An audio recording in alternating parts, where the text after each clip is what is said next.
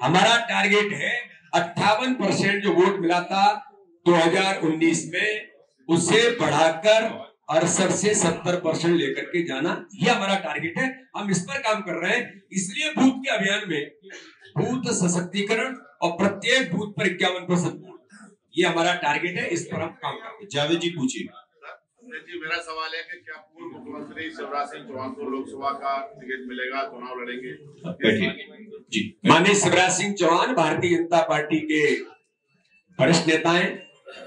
भारत के अंदर सर्वाधिक समय तक किसी राज्य के मुख्यमंत्री रहने का उनका रिकॉर्ड है। तो उनके बारे में फिर मैं कहूं, मैं तो बहुत छोटा भी हूं और उनसे मैंने सीखा है, तो इसलिए उनके बारे में निर्णय क्या करना है केंद्रीय नेतृत्व ही तय करेगा कि माननीय शिवराज जी राज्यसभा में जाएंगे कि लोकसभा में आएंगे कि आगे क्या होगा। पूछिए क्रम के अनुसार फिर आपके पास आना। पूछिए 1 मिनट पुरोहित जी रुकिए, सर्वे जी पूछिए। अध्यक्ष जी, प्रधानमंत्री जन्म से ओबीसी नहीं है, राहुल गांधी का कहना है, क्या करेंगे? राहुल गांधी जी, मुझे ऐसा लगता है कि उनकी बुद्धि, अब मैं कुछ गलत शब्द तो नहीं बोलूंगा, लेकिन वो इतने मंद बुद्धि के हैं कि पूरे भारत के 140 करोड़ लोगों को वो बेवकूफ समझते हैं। एक इतने बड़े राजनीतिक दल के राष्ट्रीय नेता इस प्रकार की भाषा बोले हैं, ये उनकी नासमझी ही इसको कहा जा सकता है। और क्या कहा जाएगा कि कोई भी लॉजिक दे रहे हैं, ये लॉजिक है कोई? और किसी जाति विशेष पर, किसी जाति के बारे में इस प्रकार की बात कर रहे हैं। आप जनरल कैटेगरी के बारे में किस प्रकार की बात कर रहे हैं, फिर ओबीसी पर आप किस प्रकार की बात कर रहे हैं। ये मंद बुद्धि है उनकी, पर जिसके कारण से इस प्रकार की भाषा बोलते हैं। मुझे तो ऐसा लगता है कि कांग्रेस के लोग जो कूद कूद के भाग रहे हैं, ये उनकी बुद्धि के कारण से कूद कूद के भाग रहे हैं कि क्या करें, यहाँ करें क्या, यहाँ तो यही चलेंगे और हालात इनके ऐसे। तो कांग्रेस के देश भर के नेता, इसलिए हमने कहा कि कांग्रेस अब अप्रासंगिक हो गई। सर्वेश जी साहब, ये जो विधायक सांसदों को विधायक का चुनाव लड़ाया गया था, तो अब क्या जो विधायक बन गए हैं फिर से उनको सांसद का चुनाव, मैंने कहा ना, संभावनाएं सब होती है, कोई क्राइटेरिया नहीं। चुनाव जीतना ही क्राइटेरिया है, और चुनाव जीतने के लिए हमारा नेतृत्व कोई भी रणनीतिक तैयारी कर सकता है। जो विधानसभा में की वो लोकसभा में भी करेगा। पूछिए। ये तो सर भाजपा सर अपना गुणगान वाली बात होगी सर, इस बात से हटके एक प्रश्न पूछूंगा। नहीं, भाजपा गुणगान कौन सी भैया, गुणगान थोड़ी कर रहे हैं। प्रश्न पे आइए सर। कानून व्यवस्था जो बीजेपी है वो बेटी बचाओ बेटी पढ़ाओ वाला वो नारा लगाती है और कर भी रही है, लेकिन सर जो बेटियों के साथ अत्याचार होता है वो लगातार इसका ग्राफ बढ़ रहा है सर। अभी ग्वालियर में भी इस तरह का प्रकरण आया है सर, क्या कहेंगे इसके बारे में? मैं जरूर एक कहना चाहूंगा कि भारतीय जनता पार्टी की सरकार जब से बनी है 2003 के बाद, मैं तो यहीं का रहने वाला हूं।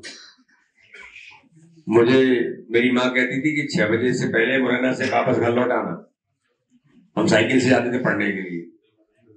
क्यों कहती थी? इतना आतंक था। मैंने चित्रकूट को देखा है, मैंने अलीराजपुर को देखा है।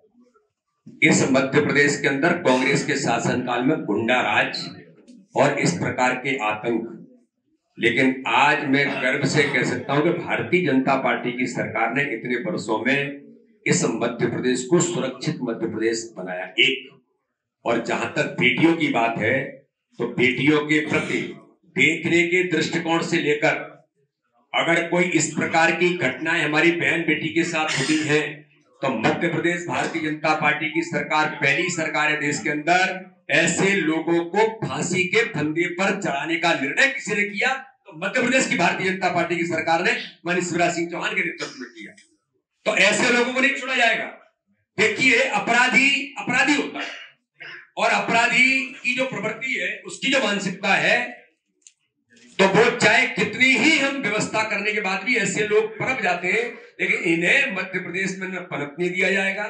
और ऐसे लोगों को फांसी के फंदे पर चढ़ाकर इनके घरों पर बुलडोजर, तो ठीक है, इनके दिमाग पर बुलडोजर चलाया जाता है और नहीं छोड़ने वाले, और न ऐसे लोग बचेंगे। इसलिए भारतीय जनता पार्टी की सरकार प्रतिबद्ध है ऐसे किसी भी अपराधी को ठिकाने लगाने के लिए। कर्ण जी पूछिए।